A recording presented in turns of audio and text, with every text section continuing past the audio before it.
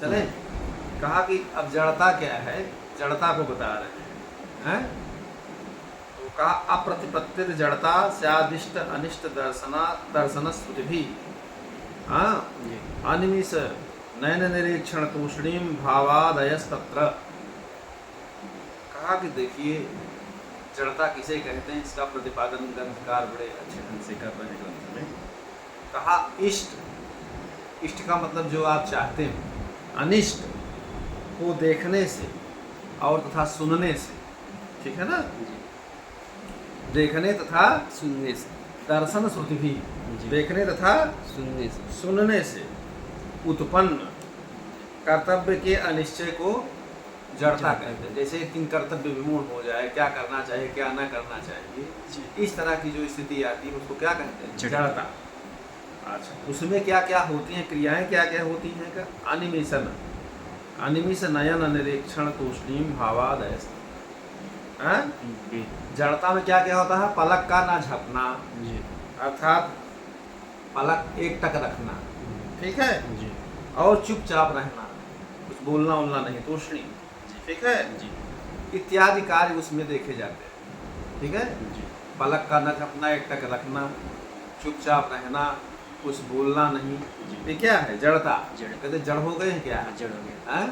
एक दिन की बात है, मैं ऐसे नाटक किया, ऐसे आंख करके बैठ गया, तो मेरी बच्ची ने कहा कि मैं मोबाइल लूँगी, तब भी मैं नहीं बोला, क्योंकि जानती कि मोबाइल लेने पर बिगड़ जाते हैं पापा जी। उसके बाद फिर जो है मोबाइल लाई, तब भी हम कुछ नहीं बोले, मेरे पास आ करके देख रहे, तब भी मैं कुछ नहीं कर रहा। उसके बाद कह रहे कि अभी है कि निकल ली है तो मुझे हंसी छूटी, उसके ऊपर थोड़ा सा मेरा वो गया, तो कह रहे अरे राम राम राम। तो मतलब बच्चों को भी देखिए ये सब ज्ञान होता है। मैं तो नाटक किया जी जी। हाँ, तो ये है जी। अब जथा मम कुवलयास चरिते प्राकृत का, जैसा ग्रंथकार ने ये कहा, ग्रंथकार ने जो कहा क्या, कुवलयास चरित प्राकृत काव्य में का उदाहरण इसमें दे रहे हैं। क्या है? कहा केवलम तद इव युगलम अन्योन्य निहित सजल मंथर दृष्टि आलेख्यार्पितमिव क्षणमात्रम तत्र संस्थितम मुक्त संगम। यहाँ पर ग्रंथकार जो है क्या नाम से जड़ता का उदाहरण दे रहे हैं। क्या कहा कि उस स्थान पर, उस स्थान पर क्या कर रहे हैं? कह रहे हैं कि उस स्थान पर परस्पर आंसू भरी दृष्टि, परस्पर आंसू भरी दृष्टि, जल मंथर दृष्टि ही, मतलब आंसू से भरी हुई जो दृष्टियों को रखने वाली, कौन? तरुणी, रखने वाली जो तरुणी है, और तरुण की जोड़ी, तरुण और तरुणियों, तरुण की जोड़ी मात्र चित्र में समर्पित के समान, मात्र चित्र में समर्पित के समान, आलेख्यार्पितमिव क्षणमात्रम तत्र संस्थितम मुक्त संगम, समर्पित के समान होकर के कुछ समय तक संसर्ग छोड़ करके खड़ी रही या खड़ी थी, ठीक। ये जड़ता का क्या नाम से कवि ने बड़ा अच्छा उदाहरण दिया है। इष्ट दर्शनात् जड़ता, ठीक है ना। स्थितम मुक्त संगम त्यक्त संसर्ग स्थितम अतिष्ठत। तो यहाँ पर इष्ट दर्शनात् का जड़ता का उदाहरण हुआ स्कंध नामकम प्राकृत छंद। अच्छा, अब क्या कहा? उग्रता क्या है? हाँ? कहा कि शौर्यापराधादि भवम भवे चंडत्व उग्रता। समझ रहे हो ना जी। कहा सूरता क्या, वो उग्रता क्या है? कहा सूरता और अपराध आदि से उत्पन्न का कोपशीलता को उग्रता कहते हैं। कोपशीलता माने क्रोध, क्रोध के स्वभाव को, जो क्रोध का जो स्वभाव हो जाता है उसे क्या कहते हैं? उग्रता। तत्र स्वेद शिरा कंप हाँ तर्जन ताड़या ताड़ादया जी ताड़ना दिया। जी कहा उसमें पसीना आता है, जब आदमी उग्र होता है तो पसीना आता है। जी और क्या आता है, सिर में कंपन माने कंपन होता है। जी हाँ जी अच्छा, तर्जन और ताड़न आदि क्रियाएं होती हैं जी उग्रता में। जी अब यथा जैसे उदाहरण दे रहे हैं, क्या दे रहे हैं, कहा कि प्रणय सखी सलील परिहास रसाधिगतई ललित शिरीष पुष्पहन नैरपि ताम्यति यत् वपुषि बधाय तत्र तव शस्त्रमुख उपक्षिपतः पततु शिरस्य कांड अदंड इवैस भुजः। ये जो है, जो श्लोक है, जी मालती माधव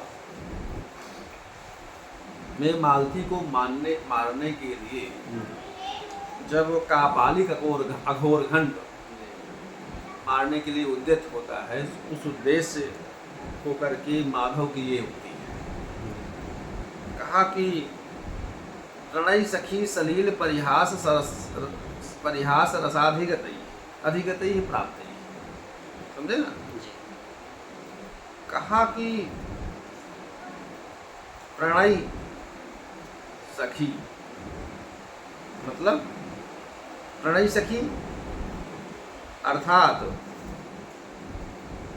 प्रणयिनी नाम प्रेम युक्ता नाम सखी नाम वयस्या नाम सलील सविलास।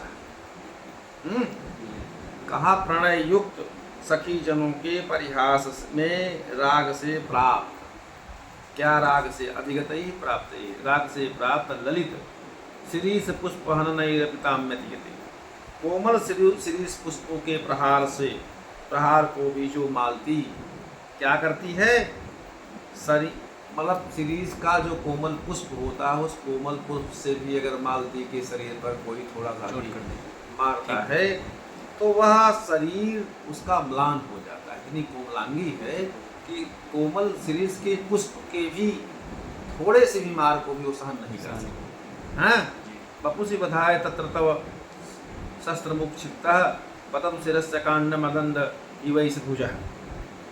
वैसे शरीर में मारने के लिए शस्त्र उतारते हुए सिर पर अचानक, अकांड माने अनावसर, एकाएक अचानक पड़ने वाले यमराज के दंड, जब उस पर क्या नाम से दंड के समान यह मेरा बाहु पड़े, ऐसा जो कह रहा है घोरघंट मारने के लिए उद्यत होता है, इस बात को माधव कह रहे हैं, तो उसकी क्या दशा होगी।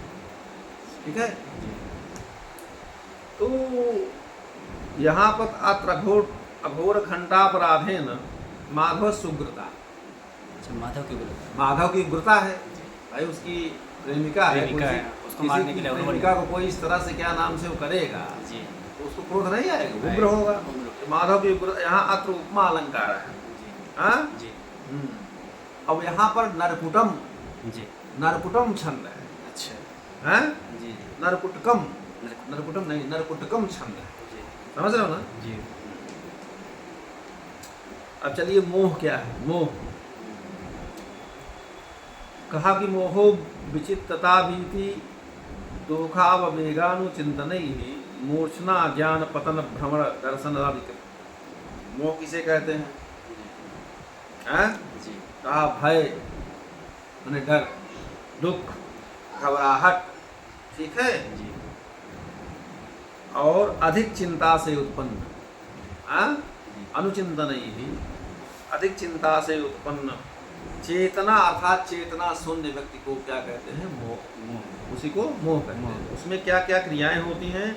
कहा मूर्छना, उसमें मूर्छा हो जाता है, अज्ञान और पतन, भ्रमण, ठीक है, और अदर्शन आदि, और अदर्शन इत्यादि क्रियाएं होती हैं। मूर्छा आ जाने के बाद जी, जी। ये सब क्रियाएं होती हैं। जैसे उदाहरण के रूप में देखिए, तीव्राभिसंग प्रभमेण वृत्तिम मोहेन सस्तंभयते इंद्रियाणाम अज्ञात भर्त व्यसना मुहूर्तम कृतोपकारे वरतिर्बभूव। यह कुमार संभव महाकाव्य का एक श्लोक है। यहाँ भगवान शंकर के द्वारा नेत्राग्नि से कामदेव के दाह, कामदेव को जब भगवान शंकर भस्म कर देते हैं उसके बाद रति की अवस्था किस प्रकार से, उसकी अवस्था का वर्णन है। ठीक है जी। तो ये चतुर्थ सर्ग में इसका वर्णन पाया जाता है। अभिसंगः शोकः पतिदाहजन्य। ठीक है, जी। कहा तीव्राभिसंग प्रभवेण वृत्ति मोहेन स्तस्तम भयतेन्द्रिया, अर्थात रति देवी दुस्सा शोक से उत्पन्न और इंद्रियों की वृत्ति, इंद्रियों के जो व्यापार हैं उसको रोकने वाली, हाँ, अज्ञात भर्ति व्यसना मुहूर्तम कृतोपकार्यो रतिर्बभूव। जी। मूर्छा से पति विपत्ति के अनुभव से रहित, अनुभव के साथ हो करके, अनुभव से युक्त हो करके कुछ समय तक वह उपकृत सी हो गई। कृतोपकार्यो रतिर्बभूव, इस मतलब इंद्रियों की वृत्ति को रोकने वाली, मूर्छा से पति विपत्ति के अनुभव से रहित हो करके मानो वह कुछ समय तक उपकृत सी हो गई, उपकृत सी हो गई। समझ आया ना? जी जी। तो यहाँ पर क्या नाम से, यहाँ अत्र पति निधनेन रतेर मोह। जी। ठीक है, जी। यहाँ क्या नाम से मोह का बड़ा बढ़िया उदाहरण है। जी। और यहाँ पर उपजाति छंद है, उपजाति छंद है। इसको विबोध किसे कहते हैं? विषय